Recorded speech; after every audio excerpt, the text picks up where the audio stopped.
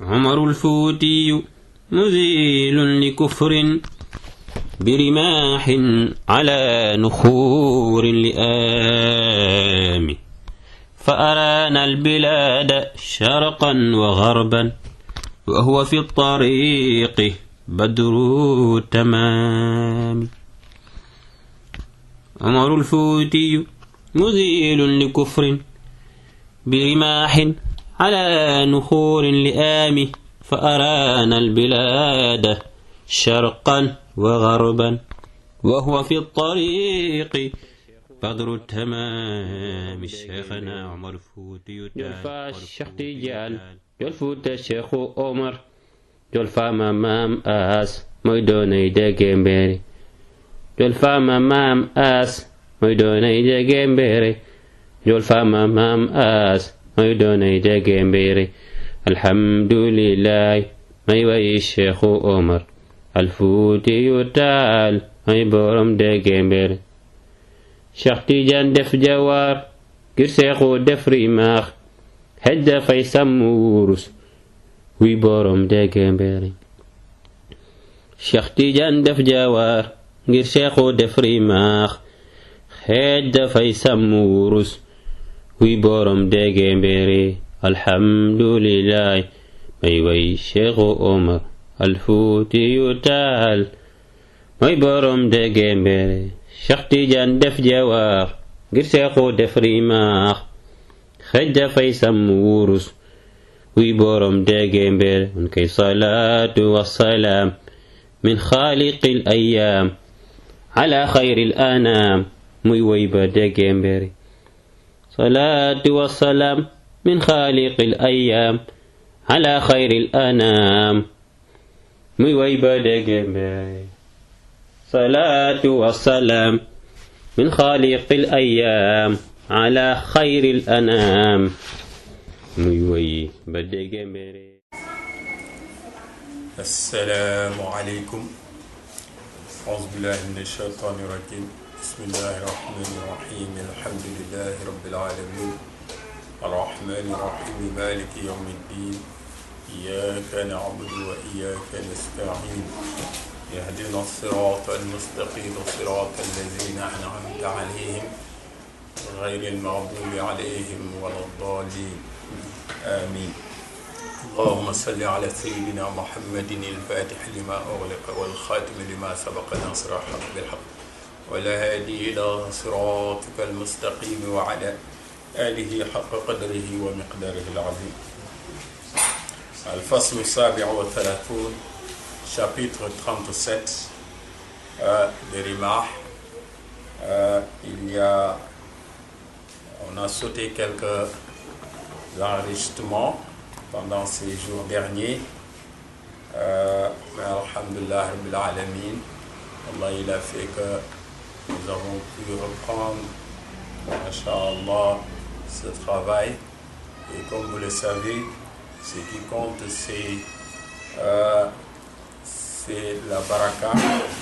Ce qui compte c'est ce que nous espérons tirer de ce travail que nous a laissé Cheikhna Hadj Omar radiyallahu ta'ala anhu. C'est un livre qui est très riche et qui a, masha'Allah, beaucoup de chapitres.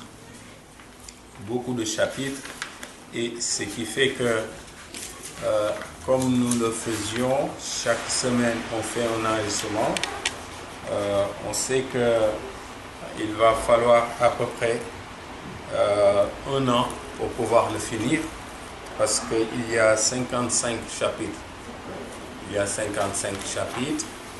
Et si on fait un chapitre par semaine, ça prend à peu près un an. Et là, comme vous l'avez constaté, il y a des semaines pendant lesquelles il n'y a pas eu d'enregistrement, ce qui fait que ça allonge un peu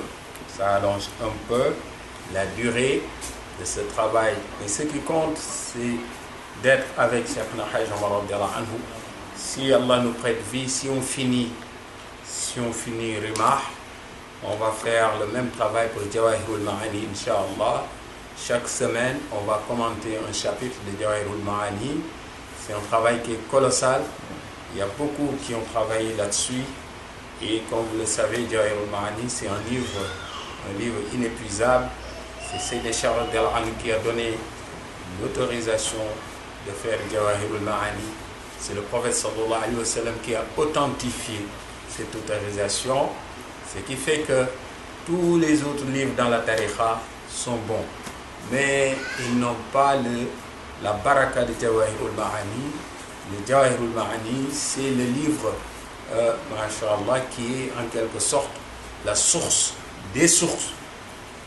Toutes les sources réunies, leur source à elles, c'est Jawahir al-Ma'ani, parce que c'est Sayyidina Cheikh radhiyallahu anhu qui a donné l'ordre, l'autorisation de le faire. Quand Sidi Hajj Ali Harazim radhiyallahu anhu avait fini de faire ce travail, Sayyidina Cheikh radhiyallahu anhu avait peur que ce soit un livre qui dévoile des secrets. Il avait demandé qu'on le mette de côté, qu'on l'enterre.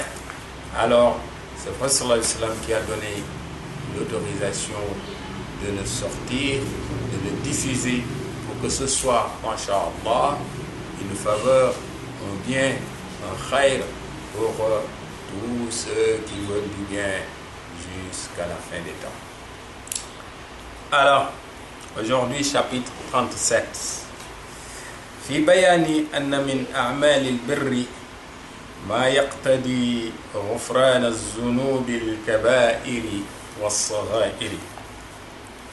Cheikh Hadj Omar radhiyallahu anhu, il a pris encore ici un thème, un sujet qui concerne tout le monde, qui concerne tout être, parce que là il s'agit des péchés et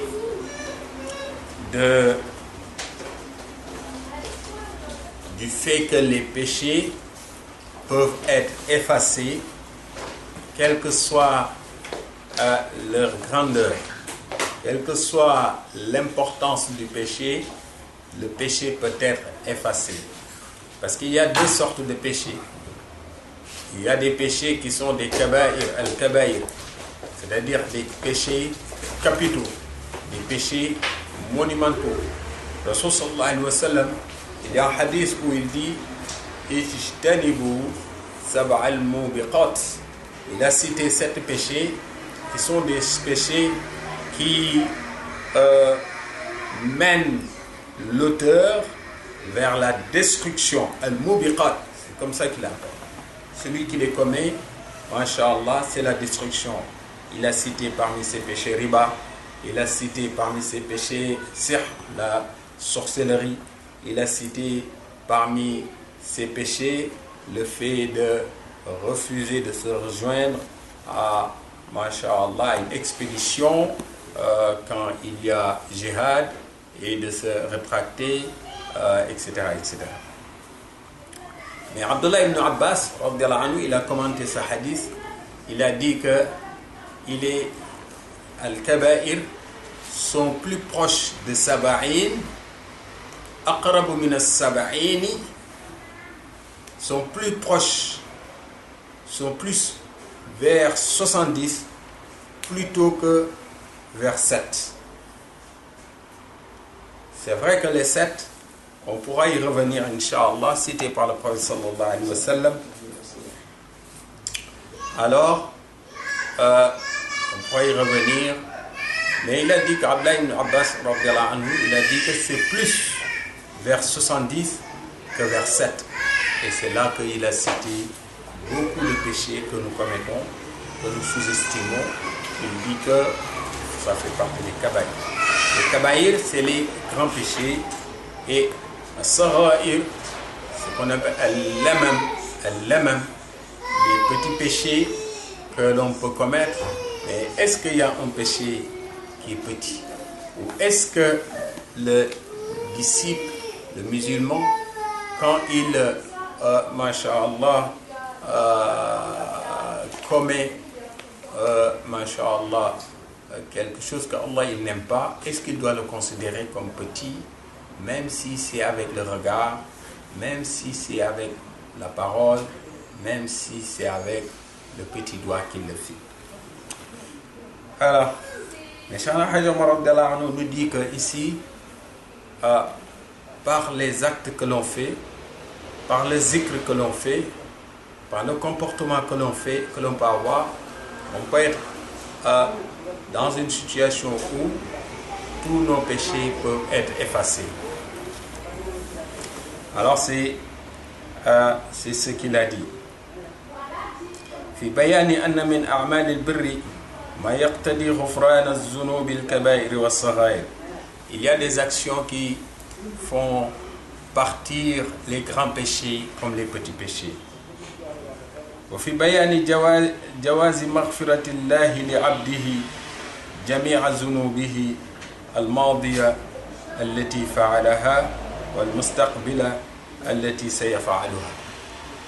Dans ce chapitre aussi, il cite la possibilité que c'est possible que Allah puisse pardonner à son serviteur tous les péchés qu'il a commis dans le passé et même peut lui pardonner les péchés qu'il n'a pas encore commis. وأن الولي قد يعلم ولايته وقد لا يعلمها. Quelqu'un peut savoir s'il est wali comme un wali peut ne pas savoir qu'il est wali. وقد يعلم أنه مأمون العاقبة. Il peut savoir aussi, parce qu'il y en a à qui Allah subhanahu wa ta'ala a accordé une assurance en ce qui concerne leur fin. Vers leur fin, Allah subhanahu wa ta'ala leur assure kull al-khayr, tout le bien. Rasul sallallahu alayhi wa sallam, dans un hadith, il nous a dit que quelqu'un peut vivre dans le bien jusqu'à ce qu'il reste entre lui et la mort, masha'Allah, à peu près 50 cm, zira, il a dit, zira, et qu'il fait quelque chose qu'Allah il n'aime pas, il meurt, Allah il l'amène en enfer. Quelqu'un, il peut être dans le mal jusqu'à ce qu'entre lui et la mort reste à peu près zira, 50 cm, il fait quelque chose de bien, il meurt, Allah il l'amène au paradis. Donc, c'est pour ça qu'on demande toujours une bonne fin, khatimatul husna, qu'Allah nous accorde une bonne fin. C'est pour ça qu'il dit qu'un wali peut savoir que Allah lui a garanti sa fin, comme il peut ne pas le savoir. Mais comme on est toujours dans, masha'Allah, dans un domaine que nous ne maîtrisons pas, autant faire du bien quand on peut, autant s'habituer à faire du bien, autant éviter de faire tout ce qu'Allah il interdit, parce qu'on ne sait jamais quand est-ce qu'on va mourir et dans quelles conditions Malakul Maut va nous trouver. Alors c'est pour ça qu'il dit que aussi اعلم وفقنا الله تعالى وإياك لما يحبه ويرضاه أننا وضعنا هذا المحل. Nous avons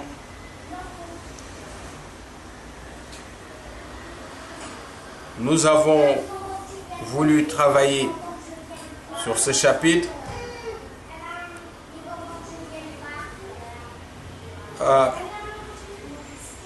للفصل المتقدم وتمهيدا للفصل الذي بعد هذا الفصل. Parce que dans le chapitre passé, il avait parlé de Sayyidina Cheikh radhiyallahu anhu, et dans le chapitre qui va venir après aussi, il va parler des mérites du Tijani. Dans le chapitre passé, il a parlé des mérites de Sayyidina Cheikh radhiyallahu anhu. Dans le chapitre suivant qui va venir, il va parler du mérite du disciple.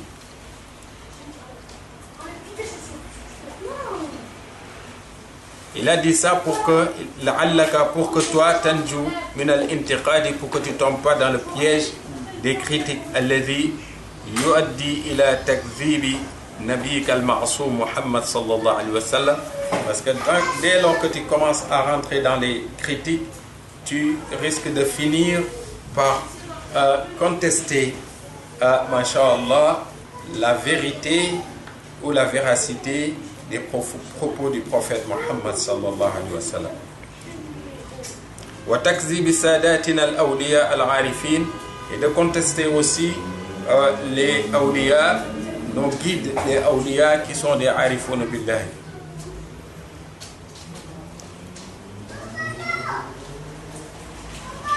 Alors celui qui tombe dans ce piège, alors il ne pourra plus profiter de ces dires-là.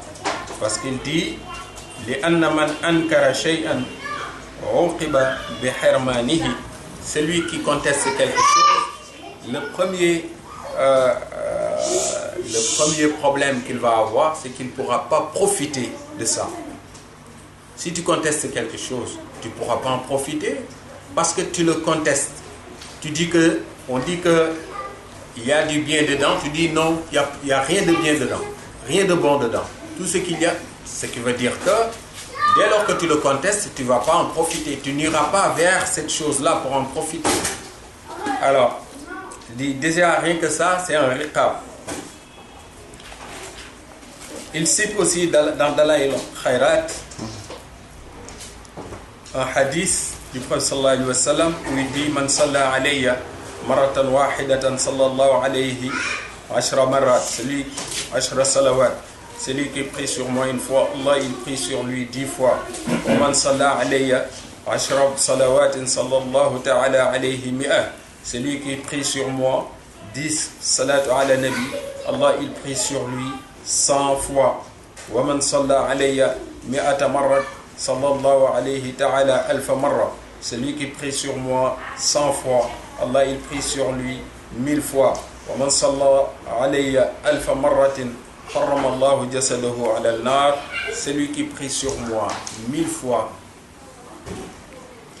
son corps ne rentrera jamais dans l'enfer. Allah il interdit à l'enfer, Masha'Allah, de brûler son corps. Ce hadith, Cheikh Nahajama, il le dit pour nous dire que celui qui le critique, celui qui le conteste, son premier problème, c'est qu'il ne va pas en profiter parce qu'il ne va pas faire 1000 salatu ala nabi. Il dit que ce n'est pas vrai. Déjà, il ne va pas le faire.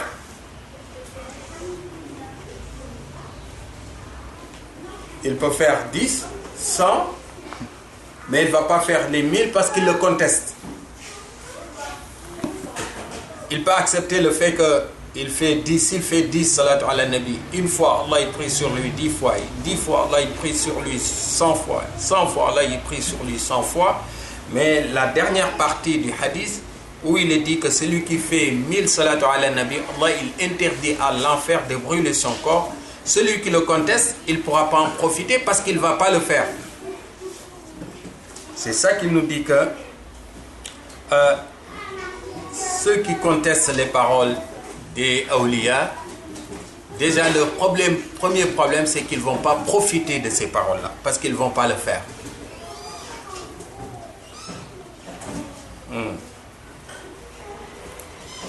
Donc dans ce chapitre, c'est surtout pour parler de ce qui efface les péchés.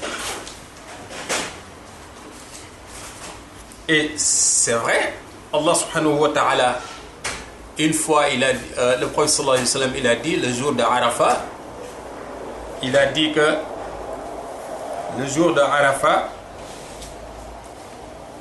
le prophète sallallahu alayhi wa sallam, il a dit que Allah, il a pardonné à tous ceux qui sont dans Arafat. Et il leur a accordé quelque chose d'important, c'est-à-dire même ce qu'ils devaient aux autres musulmans ou aux autres le jour du jugement dernier, c'est Allah qui va payer à leur place. Damina lahum tabi'at. Ça c'est un hadith. Ça veut dire que il peut arriver que tu fasses quelque chose de bien.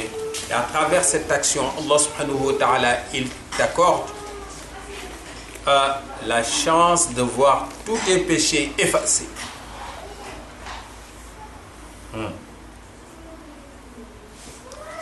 Et il y a un autre hadith aussi où il est dit que quand celui qui dit 3 fois Astaghfirullah al-azim allazi la ilaha illa huwa al-hayyul qayyum wa atubu ilayhi, celui qui le dit 3 fois Astaghfirullah al-azim allazi la ilaha illa huwa al-hayyul qayyum wa atubu ilayhi, Astaghfirullah al-azim allazi la ilaha illa huwa al-hayyul qayyum wa atubu ilayhi, celui qui le dit 3 fois, Allah lui pardonne tous ses péchés.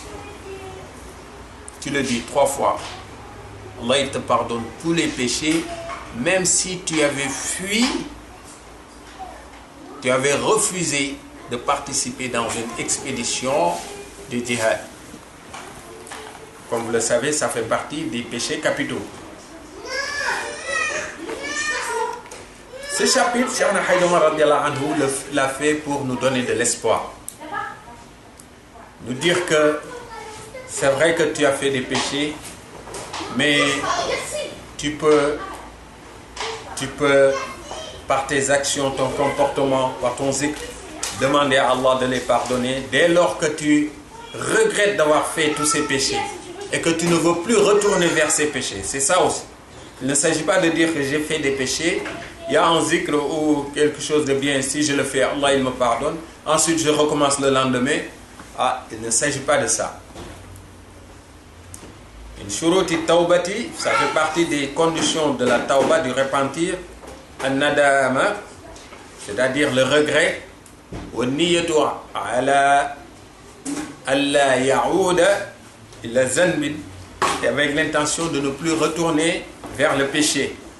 Et les ulama ils disent que le repentir, tauba, ça veut dire, c'est comme si tu avais marché sur du feu, une braise, sur de la braise. Alors, comme tu vas sursauter, comme tu vas sauter, pour rien au monde tu vas remettre ton pied sur cette braise-là. Exactement, quand tu as commis un péché, tu demandes à Allah subhanahu wa ta'ala de te pardonner avec l'intention de ne plus retourner vers ce péché. C'est très important. Alors, Cheikh Haïdar Omar radiallahu anhu ici est en train de nous dire que c'est possible qu'Allah il te pardonne tes péchés par rapport à l'action que tu fais. Masha'Allah. Et il a cité beaucoup d'ulama aussi qui ont disserté sur ce sujet. Beaucoup d'ulama. Et dans un livre aussi qui s'appelle Fathul Bari, qui a commenté, masha'Allah, cette possibilité de rémission des péchés. Suyuti, Imam Suyuti aussi, il a beaucoup parlé, rahmatullahi alayhi, il a beaucoup parlé de ça.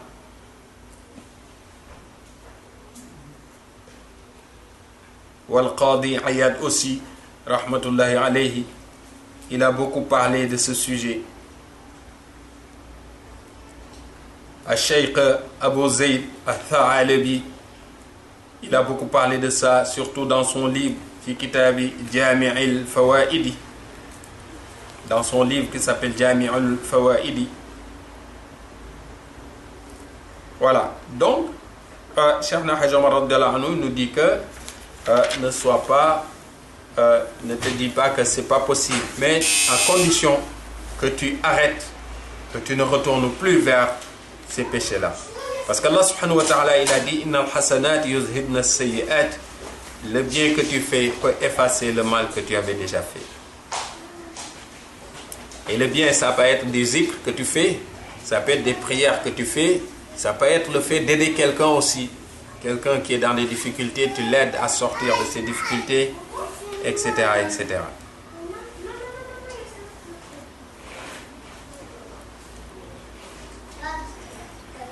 Alors, regardez les gens de Badr par exemple. Les gens, ceux qui avaient assisté à Badr.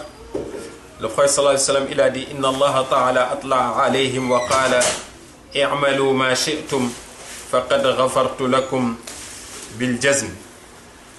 Allah il avait dit aux musulmans, aux sahaba qui avaient participé à Badr, cette semaine c'est l'anniversaire de Badr. Alors il leur a dit, à partir de maintenant, non seulement j'ai effacé tous les péchés que vous aviez fait dans le passé, mais même dans le futur, faites ce que vous voulez. J'ai décidé que vous êtes sauvés. Ah, donc ça c'est trop fort. I'malu ma shi'tum. Faites ce que même si vous faites ce que vous voulez, vous êtes rassurés. Mais Allah il a dit à des gens qui avaient déjà l'amour d'Allah. Parce que quand tu as l'amour d'Allah, tu ne peux plus aimer dunya. Quand tu as l'amour d'Allah, tu ne peux plus aimer le péché. Quand tu as l'amour d'Allah, tu ne peux plus être intéressé par faire du mal. Même si on te dit que fais ce que tu veux, Masha'Allah, tu sais que même si c'est Allah qui l'a décidé, Allahu Akbar, tu réprouves le fait même de voir le mal, même de voir le péché. Allahu Akbar. Et c'est ça le niveau le plus important, le plus élevé. Ce niveau-là où se trouvaient les Sahaba, les compagnons du prophète sallallahu alayhi wa sallam et les salihs. Il ne s'agit pas qu'on te dise que si tu le fais, si tu fais ça, Allah il te pardonne. Tu dis ouais, puisque c'est comme ça, c'est bon. Je fais tel péché, après je vais faire ça, comme ça Allah il va me pardonner. La tariqa aussi c'est ça. On t'a garanti que quand tu prends la tariqa, Allah il te pardonne tes péchés. Mais il ne faut pas que tu prennes la tariqa et que tu continues à commettre des péchés. Parce que celui qui fait ça, c'est déjà il a dit qu'il va être excommunié, expulsé, sorti de la tariqa. Voilà, qu'Allah nous protège de ça. Adamul amn min makrillah, c'est ça. Il ne faut pas se dire que je suis rassuré, je suis dans la tariqa. Allah, il me donne sa rahma, sa miséricorde, je peux faire ce que je veux. Non. Plus tu es dans la tariqa, plus tu dois fuir le mal et le péché.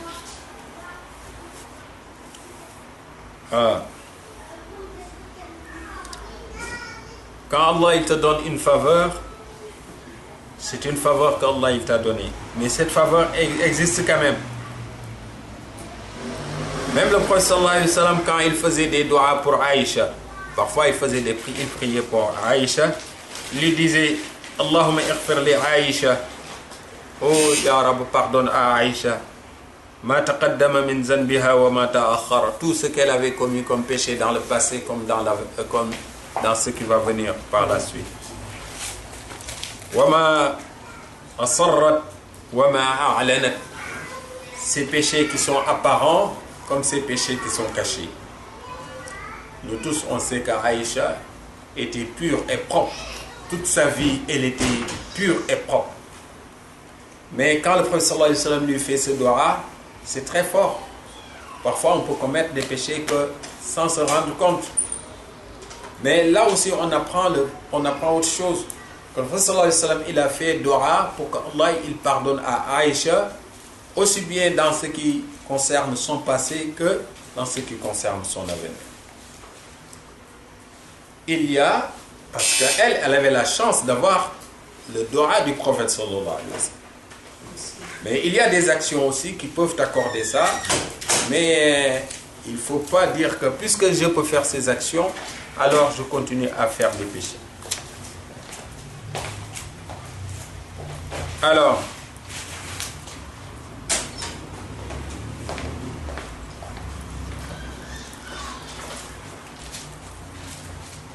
parce qu'Allah subhanahu wa ta'ala, il a dit dans Surat An-Nisa, wa man ya'mal su'an أو يظلم نفسه ثم يستغفر الله يجد الله غفورا رحيما.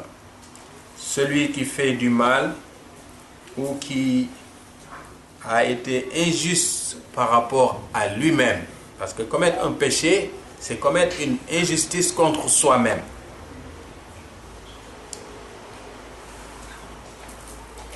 Mais celui qui commet un péché, ensuite, il demande pardon à Allah subhanahu wa ta'ala. Il trouvera Allah pardonneur, Allah qui est tout miséricorde.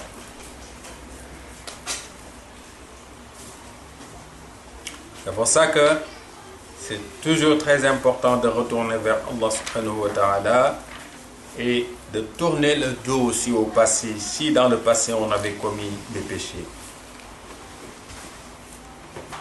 Le prophète sallallahu alayhi wa sallam, il a dit Inna awla an-nas bi yawm al-qiyamati aktharuhum alayhi salatan. Celui qui prie le plus sur moi, c'est celui-là qui sera le plus proche de moi yawm al-qiyam. C'est intéressant d'être à côté du prophète sallallahu alayhi wa sallam yawm al-qiyamah.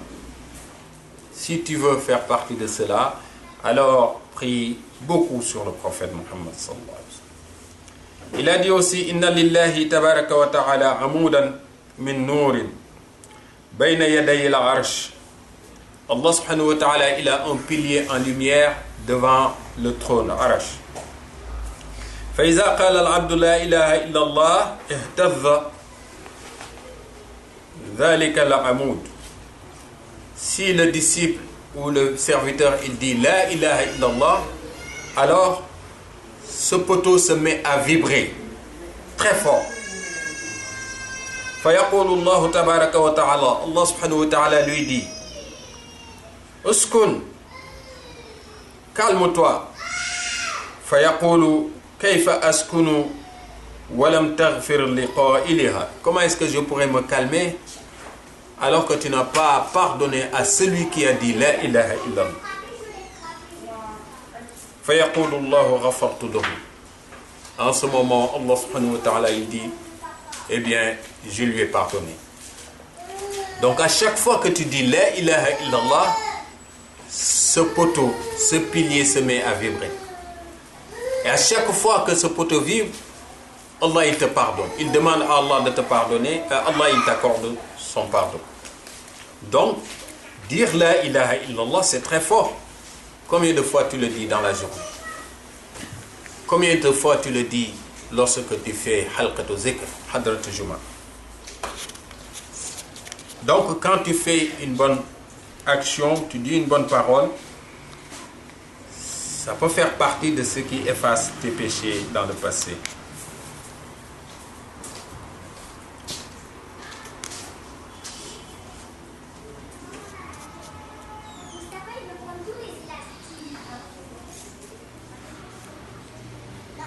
Hein?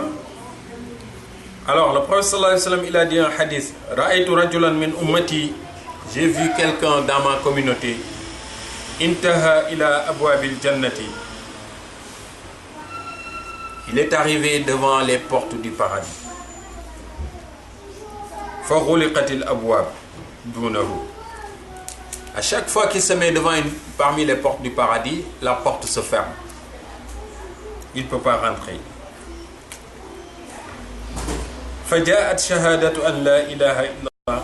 Alors, ashhadu an la ilaha illallah qu'il avait dit, c'est cette parole-là qui est venue. Mais qu'est-ce qu'elle a fait cette parole lorsqu'elle est venue?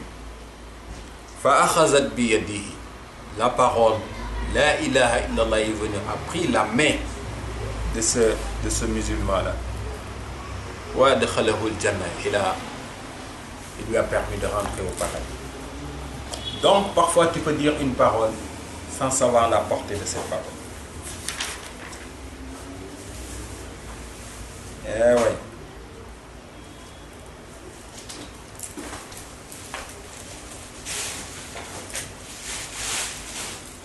Et le prophète sallallahu alayhi wa sallam, il a dit en hadith, pour vous dire que la hadrat juma c'est très fort.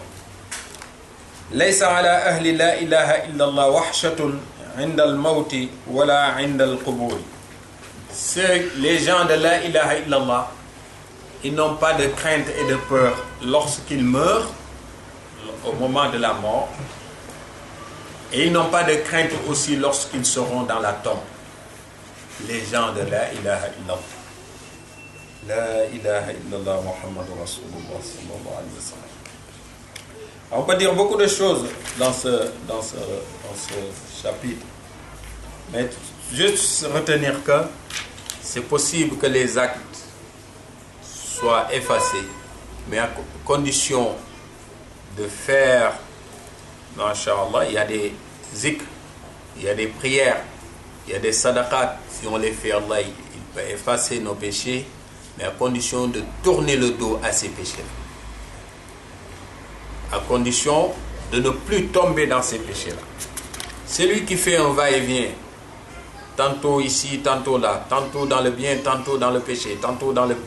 S'il est dans la tariqa, c'est Nechar il dit qu'il risque d'être expulsé de la tariqa. Qu'Allah nous protège de ça. Ce qui fait que tu peux voir quelqu'un avec son chapelet alors qu'il n'est plus dans la tariqa. On va s'arrêter là. C'est un sujet qui est très riche. On ne peut pas l'épuiser. Mais le plus important, c'est le rappel. C'est un thème, un chapitre qui nous parle de l'espoir. De l'espoir. Mais en même temps, qui nous parle de, masha'Allah, de la volonté, la décision que le disciple doit avoir pour pouvoir tourner le dos définitivement au mal et au péché. Si tu le fais et qu'il y a beaucoup dans la tariqa, beaucoup de zikr, même la wazifa, même ton lazim, hadrat juma aussi, c'est des occasions pour purifier le serviteur et le disciple. Mais à condition qu'on ne retombe pas dans le piège, qu'Allah nous préserve de tout cela, Inch'Allah. اللهم صل على سيدنا محمد الفاتح لما أغلق والخاتم لما سبق ناصر حق والهادي إلى صراطك المستقيم وعلى آله حق قدره ومقدار عظيم. إن الله وملائكته يصلون على النبي يا أيها الذين آمنوا صلوا عليه وسلموا تسليما. صلى الله تعالى عليه وعلى آله وصحبه وسلم تسليما. سبحان ربك رب العزة عما يصفون وسلام على المرسلين والحمد لله رب العالمين. بارك الله. يا شيخنا يا ولي الله يا عمر خليفة المصطفى والشيخ يا وزر. يا شيخنا يا ولي الله يا عمر خليفة المصطفى والشيخ يا وزر. يا موصل العبد للمولى مرقيه هذا عبيد إلى مولاه مفتقر. أوصله حينا إلى المولى فأنت له هذا الحليم بكم يا شيخ يفتقر. الحاج عبد العزيز سنان هذا مريدكم هذا محبكم هذا خديمكم يا من لنا قمر. هذا مريدكم هذا محبكم هذا خديمكم يا من لنا قمر.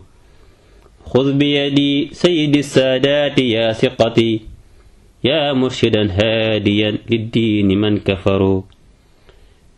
خذ بيدي سيد السادات يا ثقتي يا مرشدا هاديا للدين من كفروا.